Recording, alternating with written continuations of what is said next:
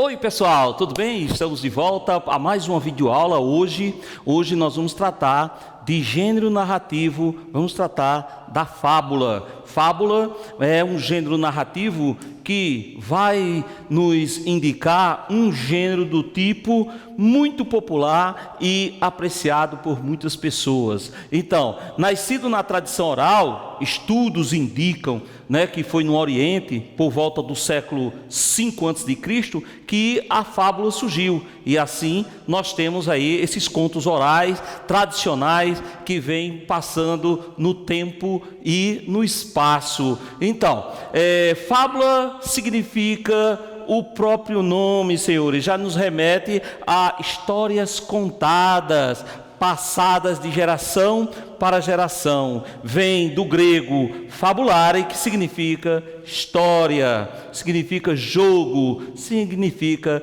narrativa. Então, nós temos aí a história, as fábulas contam sempre histórias curtas no tempo, e aí nós temos que, quem vai ouvir, todo mundo vai ouvir alguma história narrada no tempo e no espaço. Quem não se lembra de ter ouvido em algum momento histórias curtas com personagens que são animais? Quem de nós não já passamos por esse tipo de narrativa quando nós éramos crianças, e até da escola e até hoje? Então, a cigarra e a formiga, por exemplo, o leão e o ratinho, temos aí a raposa e as uvas, são exemplos de fábulas que passaram no tempo e no espaço através de narrativas orais e hoje narrativas escritas tanto em livros como na internet,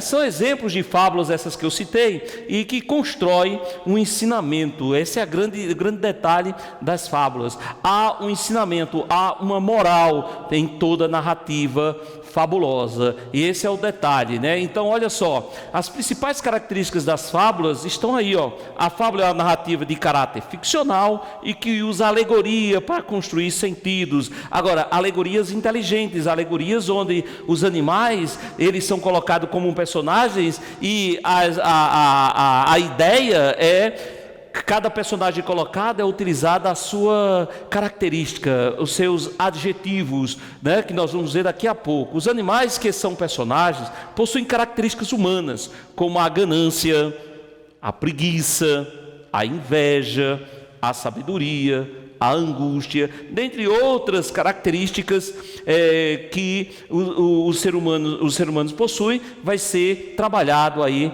na presença de animais com essas características. Então, olha só, como se movimentam as personagens nas narrativas fabulosas. Então, os movimentos das personagens na narrativa, por meio dessas características que nós acabamos de citar, as personagens movimentam-se e a história desenrola-se, levando à construção de um ensinamento. Então, se você pega, por exemplo, o leão, o leão vai ter uma força, o bicho preguiça, por sua lentidão, vai ser trabalhado em cima dessa característica, Então, no final das contas, nós vamos apresentar características específicas desses animais, mas para no final dar uma moral, um ensinamento a todos nós. Tá certo? Qual é a função da fábula, então?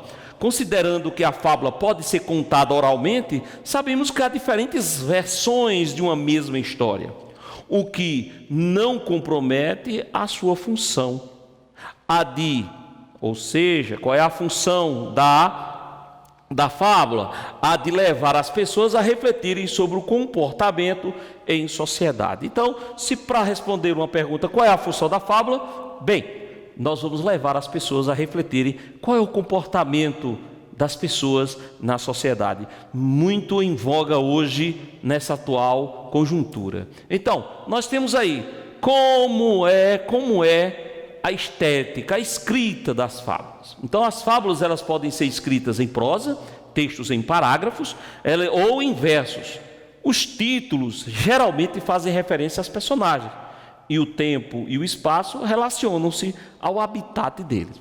A raposa e as uvas. Então, você vai observar, o título refere-se às características da raposa, pela sua forma de agir, né? O espaço utilizado. Então, tudo isso vai ser observado na fábula para, no final, nós chegarmos a uma moral. Agora, esta moral ela tem que ser uma moral direcionada, né? Direcionada às características dos animais. Senão, nós temos aí uma fábula sem coerência, né? Nós temos que observar isso. Então, a linguagem da fábula é simples, ela é objetiva, é direta e pode haver diálogos com presença do discurso direto. Então, quando você pega uma fábula, você tem que ver, a linguagem tem que ser simples, logo porque, como vem da linguagem oral, tem que ser uma linguagem mais direta. E no diálogo, o discurso direto é utilizado. Mas a pergunta é, o que é discurso direto? Né? O que o discurso direto nos diz? Então, discurso direto é aquele no qual reproduzimos fielmente nossas palavras e as do nosso interlocutor em um diálogo, né? Então, durante a construção desse tipo de discursos, é comum o uso de verbos declarativos, que podem ser esses verbos: disse, responder, afirmar, corresponder, sugerir, propor, perguntar, indagar. São verbos que eles vão ser utilizados no discurso direto. Olha só um exemplo de um diálogo no discurso direto. Olha só. Nós temos, a primeira voz é a voz da personagem. Olha só a personagem falando: por que chegou tão tarde? Aí, perguntou-lhe nervosa com as mãos na cintura e os pés batendo no chão. Ou seja, você tem a voz do narrador aí. Segundo, estive em reunião com a diretoria. Mais uma vez a voz da personagem. Redaguiu tentando disfarçar o hálito alcoólico. Isso é a voz do narrador. Foi uma reunião regada a álcool. Foi uma reunião regada a álcool? Pergunta a personagem. E o narrador replicou ironicamente à esposa. Então você vê aí que o narrador apresenta, né? O narrador com a sua voz narrativa apresenta a personagem vai falar diretamente com outro personagem, ou às vezes até com o leitor. É o caso de Machado de Assis em Memórias Póstumas de Brás Cubas, quando ele dialoga diretamente com o leitor, tá? Então isso vai acontecer em fábula, em discurso direto. Observe os verbos do discurso direto: perguntou, pretérito perfeito, né?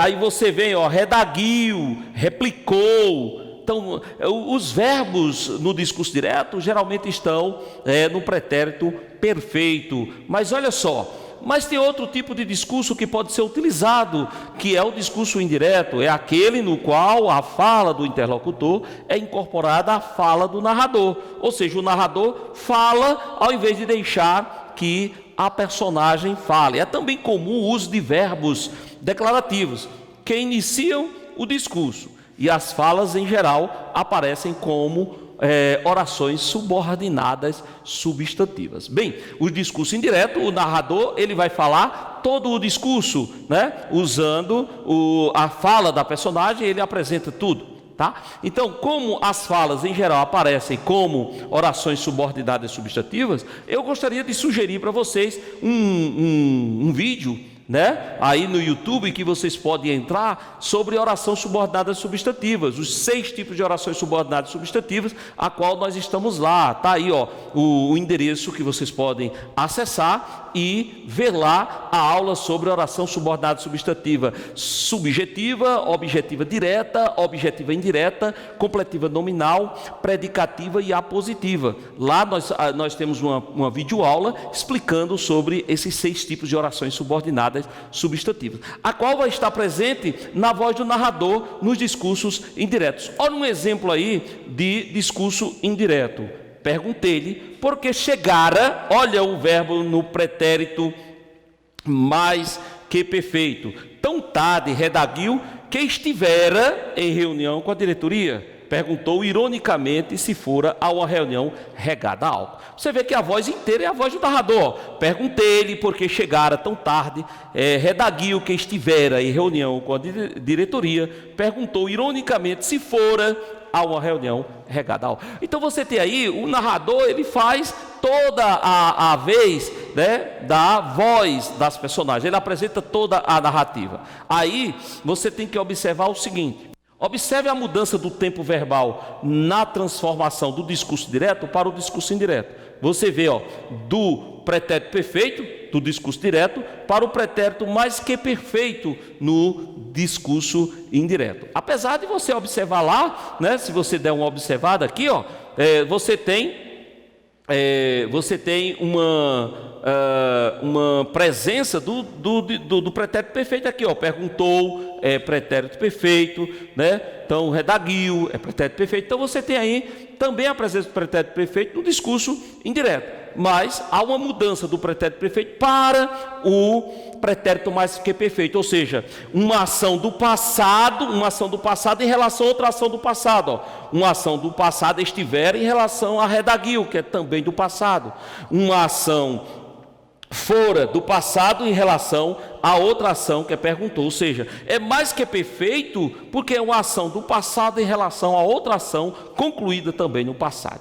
Então, observe aí que a estrutura de uma fábula, sendo a fábula um texto narrativo, é importante lembrar-se de que ela deve ter uma estrutura mínima de começo, de meio e de fim. Então, quando você estiver tratando com fábula, você tem que observar que a fábula ela tem a estrutura do começo, um meio e um fim. Então, olhe só, o que é que eu quero dizer com isso? Ou seja, o início, apresentamos as personagens e a situação que a personagem está envolvida na trama. Depois, desenvolvemos o texto de forma que as personagens interajam em torno de uma situação. E, por fim, criamos um final surpreendente que gere a reflexão dos leitores sobre um ensinamento, uma moral, a qual aparece no final do texto, geralmente. Então, quando você vai fazer a apresentação da fábula, o início vai ter essa coisa de apresentar a personagem, né, depois desenvolver e, por fim, nós temos que estar com um final que surpreenda, que faça o leitor refletir, tá bom? Então, o que a temática indica? As temáticas são variadas e ligadas às características que os animais representam.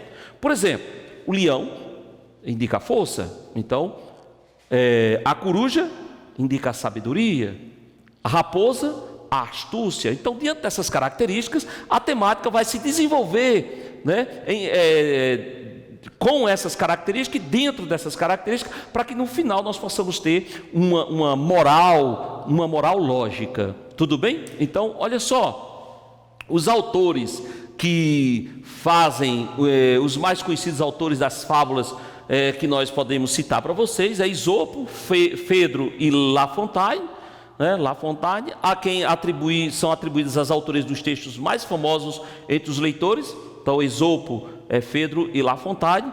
Nós também no Brasil nós temos representantes como Monteiro Lobato, Milor Fernandes, que dispõem,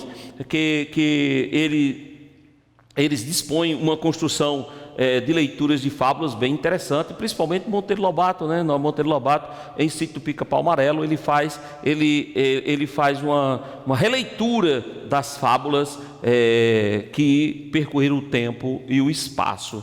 Então, nós podemos citar aqui exemplos de fábulas com essas aqui, a cigarra e a formiga, a lebre e a tartaruga, a rã e o touro, a raposa e o corvo, o leão e o rato. São exemplos de fábulas no tempo e no espaço. Então, nós podemos dizer que ler fábulas nos leva a fazer com que nós sejamos raposas, né? Nós sejamos raposas. Ao lermos, nós ampliamos nossa visão, nossa reflexão, nossa visão crítica. As fábulas, elas nos fazem refletir. Por isso que ao ler várias fábulas, nós nos tornamos como raposas, astutos, no ato de refletir. Por isso que eu convido vocês a ler fábulas, a ler as fábulas que estão citadas aqui. Na internet, nesses sites aí que eu visitei para esta aula, vocês podem encontrar aí várias fábulas que vocês podem ler, reler, refletir e chegar às suas próprias reflexões sobre a atual conjuntura da sociedade brasileira. Por isso, agradeço a vocês por estarem aí assistindo esta videoaula sobre fábula.